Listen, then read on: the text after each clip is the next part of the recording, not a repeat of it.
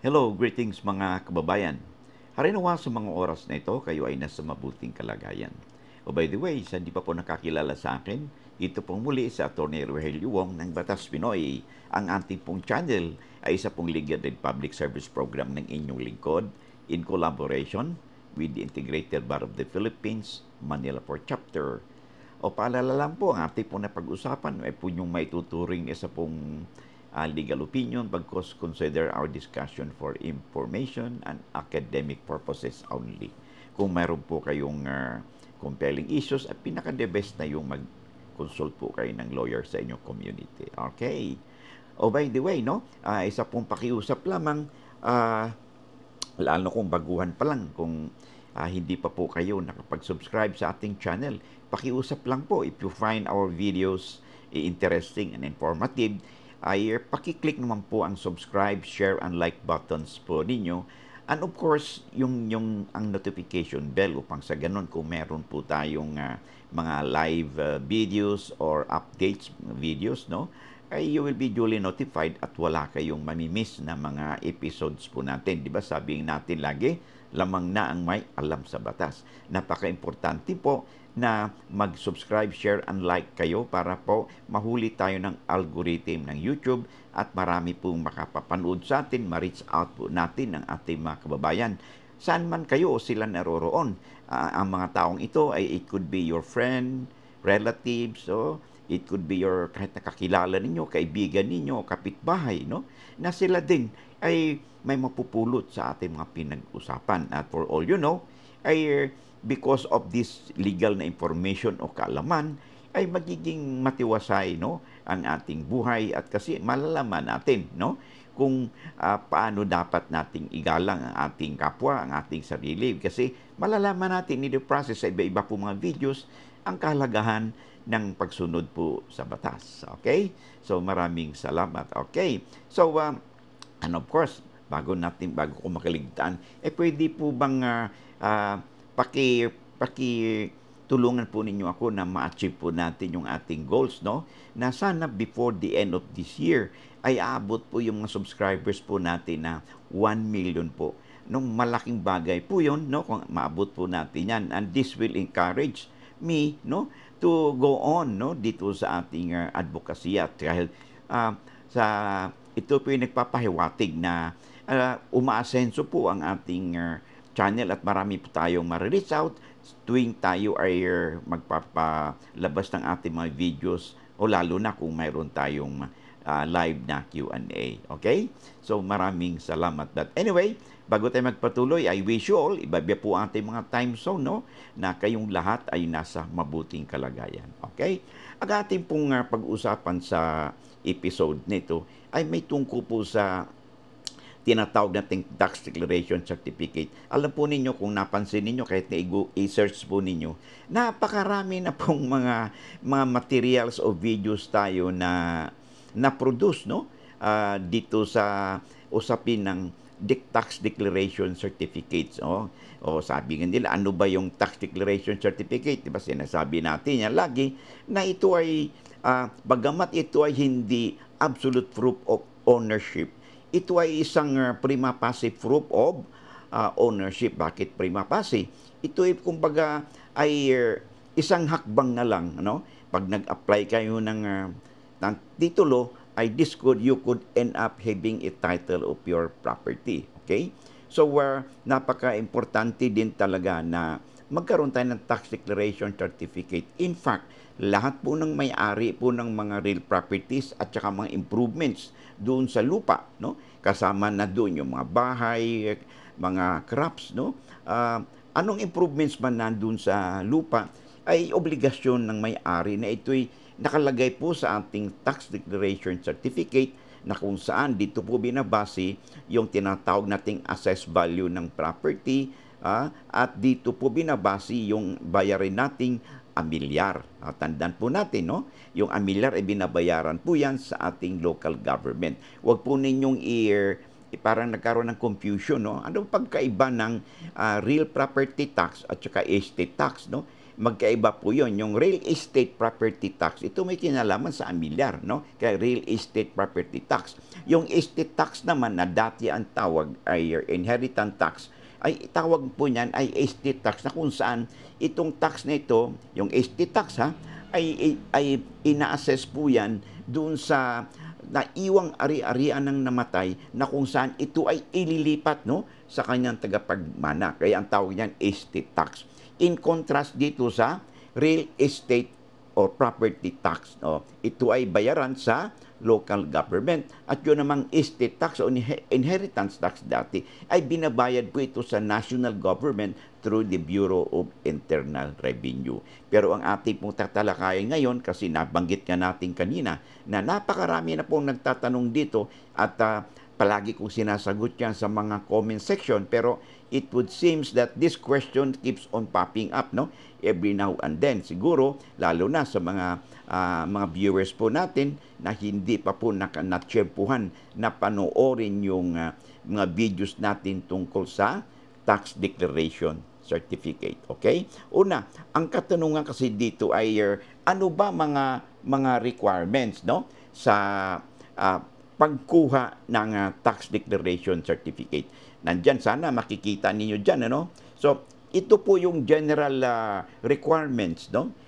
Sa ating munisipyo, sa city man, sa probinsya ng assessor's office. Kung saan ay, halimbawa, gusto nating kumuha ng tax declaration certificate. Kasi tandaan po natin, no? Ang itong tax declaration certificate, bagamat ito ay hindi absolute proof of ownership, this is what we call an indicia or a prima facie proof of ownership plus nakakoupled with the possession at saka pagbabayad ng amilyar. No? Pag taken together, this will constitute ang tinatawag nating prima facie proof of ownership. Ano man kailangan yan? So there are two kinds, no? Yung tax declaration certificate tungkol sa hindi tituladong lupa. Pag sinabing hindi titulado, ibig sabihin yan, untitled land or unregistered land. So pag may makita kayong mga tax declaration certificate o mga bilihan ng lupa, pag nakita po niyo doon ay unregistered, no? Ang ibig sabihin niyan, hindi po titulado yung lupa. Okay? So ito, ano bang kailangan? Simple lang. Una, sabi dito, kailangan mag-fill up kayo ng application form. Ano bang application form nito? Saan makikita? Ito'y makikita po dun sa assessor's office. Fill upan po ninyo ito at ilista po ninyo yung inyong mga detalye doon sa application form, no? Ang pangalan ninyo at saka ang mga dokumento ninyong dala-dala, no? At pwede naman po kayo magpa-assist, no, sa mga personnel ng assessor's office tungkol sa usaping ito. So ano bang kailangan niya, no? Generally kasi maaring depende din, no? Depende sa assessment ng assessor's office, you could be required to produce more documents, okay? But ang pinaka normal po na kailangan ay yung application form, okay? Under oath po ito. And then, anong sunod niyan? May kailangan may affidavit of land ownership or possession. Sinong pipirma po yan? Siyempre, kayo po nasasabihin ninyo doon na kayo ay nagmamay-ari ng lupa na yan. At kayo ay nakapossession doon sa lupa. Ngayon magtatanong, paano yun kung wala kami doon? Hindi ba yun nakapossession? Hindi po. Dalawang ibig sabihin po ng possession. Yung tinatawag nating actual possession and constructive possession. Pareho pong possession po yan, no? Sa batas, sa mata po ng ating batas. Okay? So, bagamat wala kayo physically, hindi kayo nakatungtong doon sa lupang iyon, it does not mean na hindi na kayo in possession. It is enough that you are the owner of that land at nagbigay ka ng pakoral doon o nagbisita kayo doon and really you asserted ownership, that is already what we call constructive possession, lalo na kung katulad nito ay magbabayad kayo ng amilyar. Okay? At kailangan muna magkaroon kayo ng tinatawag nating tax declaration certificate. Then ano pa? Affidavit of adjoining lot owners. Ibig sabihin yan, yung mga karatig na may-ari ng lupa sa inyo. Okay? ay mag-i-execute sila ng affidavit, no, na kung saan sinasabi nila, ikaw nga yung kilala nilang tao na nagpapakilalang nagmamayari ng lupa na yan na base doon sa iyong dokumentong dala. Ano ba yung dokumentong dala mo? Depende na yan, no, na ating tatalakayin mamaya. Okay? Then, Barangay Certificate of Land Ownership. So dito kukunin nyo sa inyong barangay at sinasabi doon na base sa record ng barangay, no, ay kayo ang nagmamay-ari, no? Kayo nakaposesyon doon sa lupang iyan. No? Ito ay knowledge po, no? With full knowledge ng inyong barangay. Kailangan ang barangay certificate. And then, pang-apat, okay? Yung waiver of rights or donation, notarized deed of sale, no? With certificate authorizing registration or e-card from the BIR. Halimbawa kasi, nabili ninyo yung lupa, okay? O namana ninyo, okay? Or na-donate sa inyo, or binenta na nabili niyo. Kaya kailangan din ng anong mga may kaakibat na mga dokumentong kailangan dito. Halimbawa, kung ito may kinalaman dun sa mana, so it could be your extrajudicial settlement of estate, or yung isang tagapagmana, may rights doon, ay nag-waive siya at binigay na sa inyo, inassign sa inyo, or nagbigay sa iyo ng lupa, no, at binigyan kayo ng meron kayong deed of donation, or binenta ninyo, meron kayong notarized deed of sale. Okay? At of course, kung bentahan yan, o donation man yan, o estate tax, tandaan po natin, no, nagkaroon ng AGS, no, ay kailangan talaga ng e-card kung tawagin, yung Electronic Certificate Authorizing Registration from the BIR. Kailangan yung e-card nito kasi kung wala yung e-card, hindi po natin maparehistro yung ating madokumento sa Register of Deeds at ganun din ay dito rin sa kakailanganin din yan dito sa Assessor's Office. Okay? Of course, kailangan din, syempre, yung sketch plan with certification from the DENR or SINRO or geodetic engineer na kung saan ay nagkaroon ng pagtingin ito, okay? At sinasabi nila at ginawa ito ng isang geodetic engineer, license po 'yon.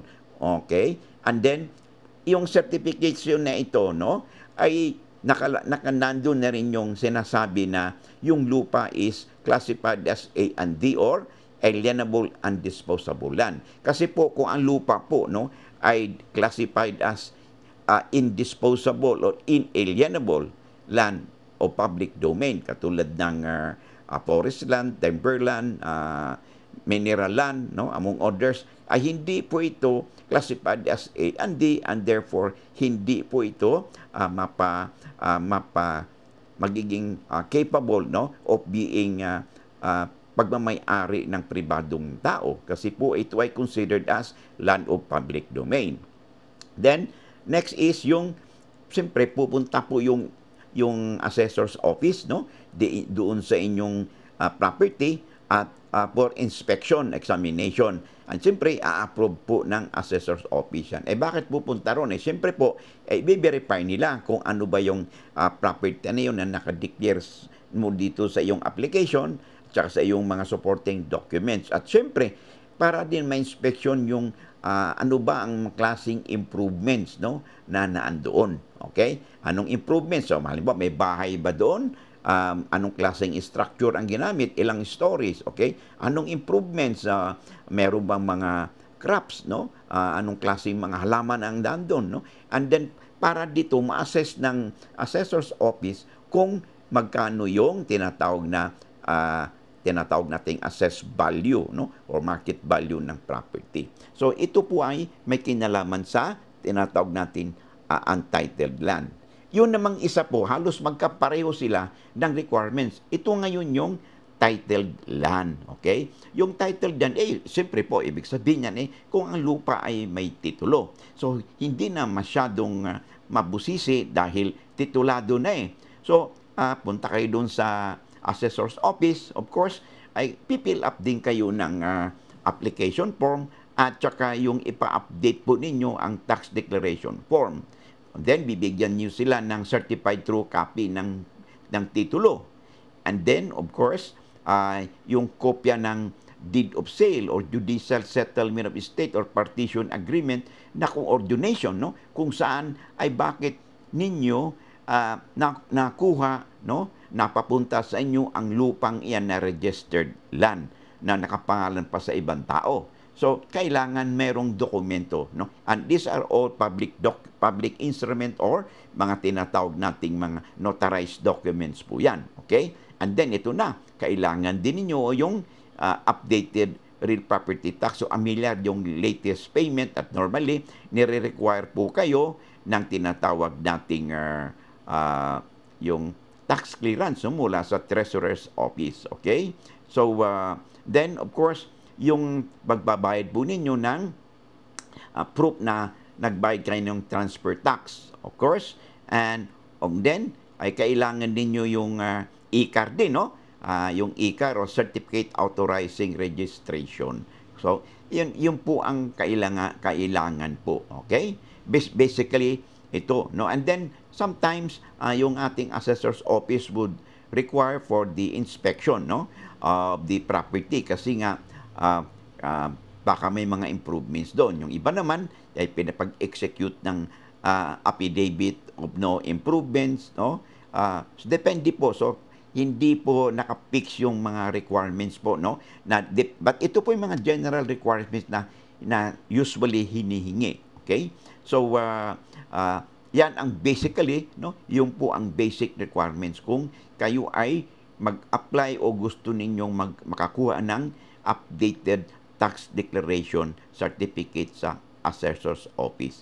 Tandaan po natin, napakamahalaga po na meron tayong tax declaration certificate, lalo na whether or not ang properties po natin is titled or untitled land. Okay? So, harinuwa, no? Everything is okay, maliwanag na, no? So, sa mga hindi pa, and then, I hope yung nag-request sa atin, no? Na magkaroon ulit tayo ng ganitong video, no? Requirements sa pag-i-issue ng tax declaration certificate, no? Sa tituladong lupa, no? At saka unregistered land ay may tulong po sa inyong kaalaman. Okay? Maraming salamat. All right. So, okay. So, okay, back na po tayo dito sa ating discussion, okay? So, tandaan po natin ha na napakamahalaga po, no?